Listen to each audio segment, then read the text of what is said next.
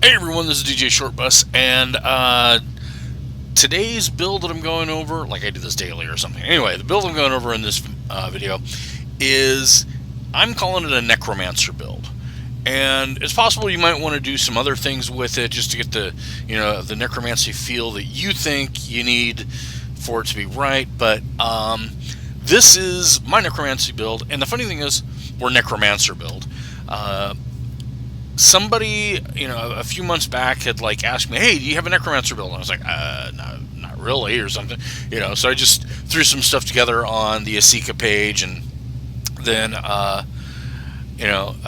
sent it to them, and they looked at it and they thanked me, and the thing is, it's like, ooh, you made a build. Does it work? I don't know. So then it was like a couple days later, they came back and they were like, oh my god, thank you. That was just the best build ever. There's this amazing stuff. And I was like, really? Wow. Okay, so what the heck did I do? What did I send? So I looked it up, and it's something similar to what I got here. And some things that I want to point out, playstyle matters when you're picking powers. Like, sometimes certain things matter. For example, I've got, not only do I have this Harbinger thing as part of my build, but I also have Aura of Radiant Protection and Aura of Evan Destruction. Going both ways there on that one. And that's just because I like to have auras for when I'm at a Cosmic. You'll also notice I've got a Threat Wipe. That's, again, something for while I'm at a Cosmic.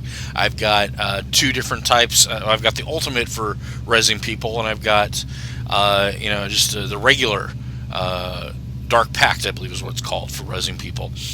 And, again, I see that as something you got to have at Cosmics. But this build, as it is, if there's some things you want to take out, you can. But let's just go over what we got here. Obviously, we got a nice little block here. If you wanted to, you could get the one from Infernal. It's got the little voodoo doll. Is it a voodoo doll for that one? I think it is. Yeah. Or maybe the one from Bestial, where your eyes glow red and you're blocking. Whatever you think is going to work. I decided to go with the sorcery one, just because it fits. They're a spellcaster. That's what they do. All right. So, for a debuff to put fear on my targets, because I'm going to want that for my life draining and healing, I went with the Soul Vortex for a couple reasons. One, I can obviously put. Let me turn that down here just a smidge. Sorry, I'm getting a lot of feedback or something there. First of all, it can tick and give me more stacks of fear or whatever. And also, you'll notice I've got this rune that comes on the ground after that. And one of the things you'll notice with Life Drain Healer is it's hard to get close to the tank to be close enough to heal them with your Life Drain ability. Sometimes you can do it, sometimes you really can't, especially at most Cosmics. So I like to be able to put a rune where my target is, because hopefully my tank is close enough and they can get at least that heal from me. Also, it can be useful for when we summon up our pets here. And of course, we've got the old Life Drain with Vampiric Empathy, so we can heal people around us. And, if you're at a Cosmic, especially one like Kiga, where normally you're just going to stay in one spot, their tank's going to be in one spot, we're going to be in one spot, Seer is going to be down in their one spot. Go ahead and move around while you've got this thing going, because, you can. You can totally, move around however you'd like to do, a little do-si-do. And you'll be able to heal more than just the same 5 people that, you might be buying. Alright, so to make us feel all necromancy-ish, we've got these shadows, we've got some zombies, and on my on Rebirth here, I went ahead and I got that advantage where you summon up, I think it's 3 undead with you, which could be really bad if you're getting up near something you want to have crowd controlled and not woken up. That could be bad. Okay, so these guys won't attack until I actually do something. So let's do that. And now they're all going to jump in. And remember that rune that we had earlier? Assuming everybody didn't despawn, because I was talking about all sorts of other stuff there. the rune that we have there, these guys could take advantage of it as well, and then you'll be good to go. All right, so we've got these powers done. Oh, we've got this here. It's a transient, it's a threat wipe, and wouldn't really do too much here other than I guess it would probably change this thing's target to one of my zombies if they're still alive. There it is. Yeah, Walking Dead. Again, that's a nice threat wipe to have if you're doing the Eidolon Destruction fight and you need to have a threat wipe.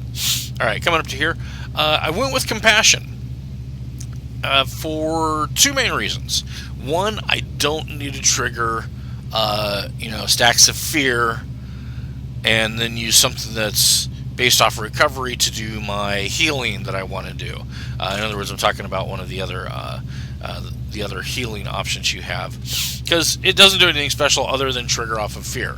It's scales with a stat the normal way, except for elements in recovery instead of presence, and it's unless you want to have a build that doesn't have presence, go with that. And one of the reasons why I've got presence and I'm going to be using it. Not only is it great for healing, but it's also great for the auras that I'm going to be showing you with the different builds. Let's go ahead and let's put on our armor there. There we go. And this is Aura of Radiant Protection. And right now, what am I kicking out here? I'm in support role, so I'm giving 97% to everybody else. I've only got 61% for myself. My pets can take advantage of that. It's the reason why I selected Aura of Radiant Protection, Aura of Destruction, because I'm not having to deal with any idea, what stats would be. And then I don't think Aura of Arcane Clarity is going to do much for any pet, really. Yeah. So, there was that. Let's go ahead and see how things are going over here with the Aura of Ebon Destruction. Okay. So, we're looking at, when I'm in support role, I think it's the last two numbers, which is 57 only for me and 65% more damage strength to everybody else. I've also seen that number just go crazy when you've got somebody with some high presence and good Aura Primal Majesty, and you'll see like 100% and it's more damage. And we got 395 for the magic lightning bolts that happen too. And your pets will definitely crit and take advantage of that. I guess you go over the specialization tree that we got over here. I said I was going presence, and I went presence, darn it.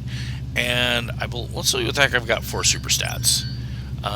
Constitution, presence, and dexterity. Okay, so not a lot of dexterity there. My critical chance is 24.8, and hopefully more again with somebody brings over the Aura Primal Majesty. But the idea is I'm going for crit heals with this build. So looking over here, we got Selfless Ally. I heal somebody, keeps me alive too. Great. Grandeur, I decided to go this way instead of like with this one here, and I don't have any crowd control, so we skip that altogether. Getting 3 offense for every 10 presence. I intend to have presence and super stat, therefore that makes sense. The other way around would be if I really planned on doing a lot of damage myself. And yes, with the life drain, I kind of do some damage with that. I do some damage. It's not the way I want to go. I'd rather get the offense, I think. All right, so then we jump up here. I'm not doing any hold stuff. Force of Will. Yeah, let's let my secondary super stats do something for my ability to live. Moment of Glory. Now I have a more critical chance. And that's not just for heals. That's for any kind of crits. So, yay team. That's great. And also explains a little bit why I went with Sentry in the next thing. But, and this number here, though, I don't... Maybe it does? It probably does get added into the stuff up above. By that I mean the stuff in your stats. Alright, let's go up in here to Sentry. I like having defense from gear, and getting more defense out of that gear is great too. Single target attacks, that's primarily what I'm doing. Sure, I've got that there, and I don't know what the hell they count as, in this here, but, between those two, I got single target attacks, what the hell, right? But more importantly, my heals and my shields, I'm not doing a lot with the shields other than, you'll see with the Presence Mastery under the Mastery there, but I'm definitely doing heals, and having more to that is good. Now, if I had gone with the recovery and the form that skills with recovery and and triggered by fear and stuff, I would have empathy instead of compassion as the thing that I get stacks of, and that would actually increase the strength of shields. So if you had them, from like say force or mental, and anything else that gives you shields like that, boom, there you go. Alright, so, but we're not doing that. So I got Fortify, so I get a crit effect. I get Fortify, my healing strength and damage strength go up, or damage resistance go up. That's great. Over here in Reinforce, throat's getting a little dry there. Alright, you critically heal. Target, gains resistance. Whenever you're critically striking the target attack, you gain resistance. So, again, that's useful because we're hoping to crit a lot. Jumping up to here, we got the Sentinel Aura, so this is going to happen. That's one thing I just love about that. If you get this, you are healing people, boom, it gets stacks. We got Caregiver, which is similar to Precise. So our heals are going to be, except for it doesn't include the single target stuff, it's just your heals are going to be stronger. Alright. Over here, critical heal. Your critical heals heal for an additional 20% over 6 seconds. That can be really useful. Helping keep like a main tank alive or something. Don't have the hold powers. Not worried about the energy cost of anything. Not doing holds, and I'm not sure exactly what counts as an active heal over time, but we didn't go that way. Instead, we went with moment of need. So it increased my chance of getting critical heals by another 9%. And that number is not reflected in the other thing because that's just criticals. It could be offensive criticals. It could be your healing criticals. I don't know what else you have a critical of, but there you go. That'd be what you have. And then jumping up here, we got the Presence Mastery. So if I heal somebody, they get a bubble. If I had the ability to put people on double, they'd get a heal. All right. And that is pretty much it. Let's see how this thing does in battle. Alright, so here we are in one of my favorite places, the Clefothic War Zone. I love it here. I think it provides a great challenge, for solo play and stuff. Really gets to know what your character can do, or either that or just team up with somebody. The missions do say, time to blah blah blah, something for two. Yes, designed for two. Yeah. So go in there and kick some butt. Alright, speaking of going in there and kick some butt, let's go over some stuff real quick. We got a Harbinger, that's what we're going to use for our slaughter passive. The reason being is that it increases my healing strength as well as my defense, and I think there's a little offense too or something. Ooh, the big guys are coming. Let's go ahead and do this real quick then. Alright, so...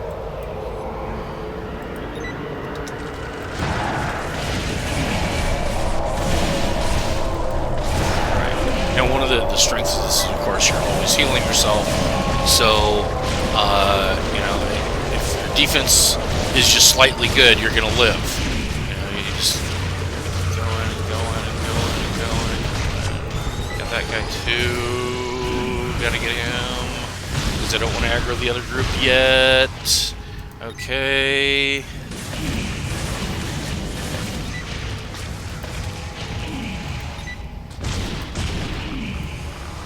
So they're going to walk down.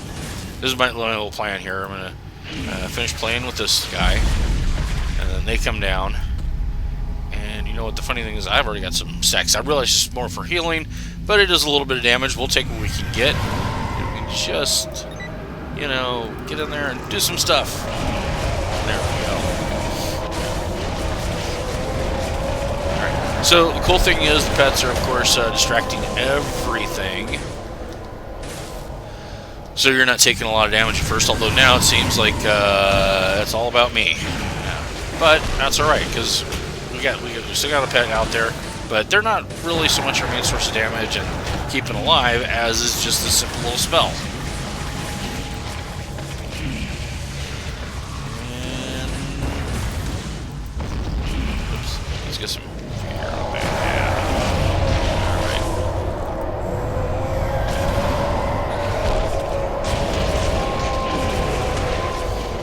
Yeah.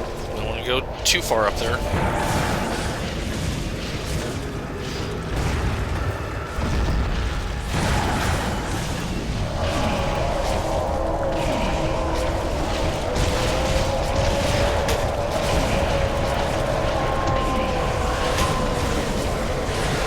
And it's going to be slow fighting, especially when we get to the next guy, because we don't... Well, or I should say, we get a little schizophrenic here with all the pets and the builds and the other stuff there. But we'll just say Yaolingongzu doesn't have any single target melee for this crap up here. But maybe her pets do. They seem to be doing a lot of combos, so that wouldn't be a single target. But if they cycle in like a combo followed by a really hard hitting power, that would be pretty cool.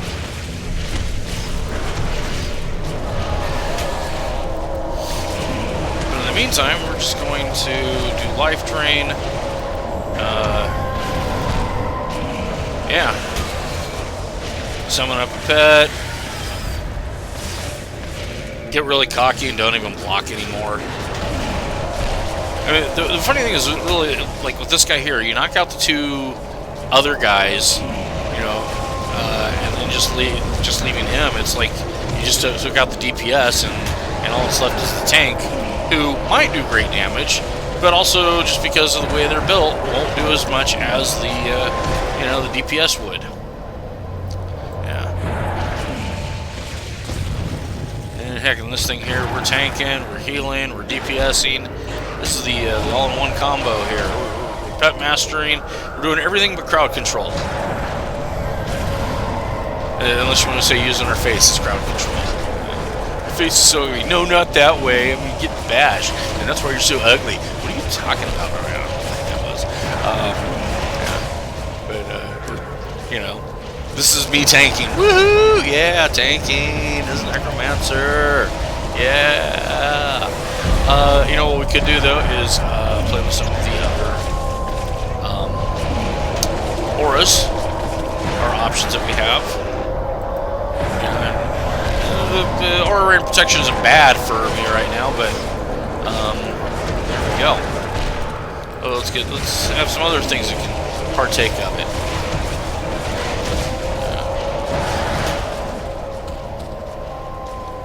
Of course, it's always great if you got like some squishy friends with you want to run some missions out here with. I mean, this is because one, you can tank. You could also heal, res, self-res, and do a little bit of damage while you're at it too.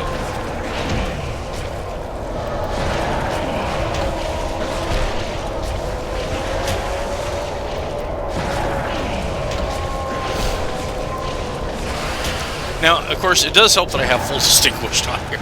Should probably talk a little bit about that. What else do I got there? I got the full distinguished. I just got some purple crap on there, which is fine. You don't always have to have like the cosmic or the onslaught, stuff on your build. I mean, obviously not, right? You can do some pretty decent healing. Obviously, you can come out here and do this thing here. I've gone to the Eidolon with this character before, which is great. Also, again, auras. You got the aura options. Speaking of which, let's do that. Let's put these pets to work with some extra aura. I've got an aura. Look at all that black lightning coming down. That's that aura of destruction doing its thing there.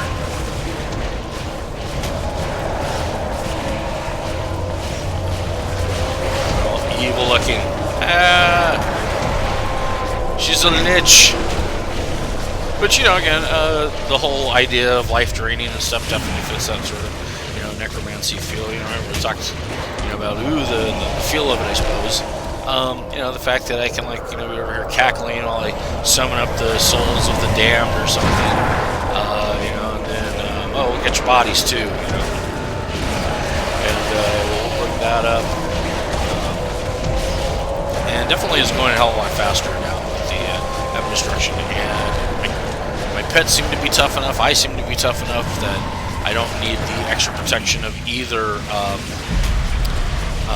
Harbinger or of Radiant Protection. But I don't know. They're good to have, because again, cosmics. Okay, so this fight's still going to go on for a ways, and then the guy's actually going to knock me back far enough that I'm out no longer in his aggro, so he resets. So I'm just going to go ahead and stop it here. Like, comment, and subscribe. Oh, I think he just did it. Nope, he's still throwing stuff at me. But trust me, it happens, and I feel stupid. But you don't have to see the whole fight. All right.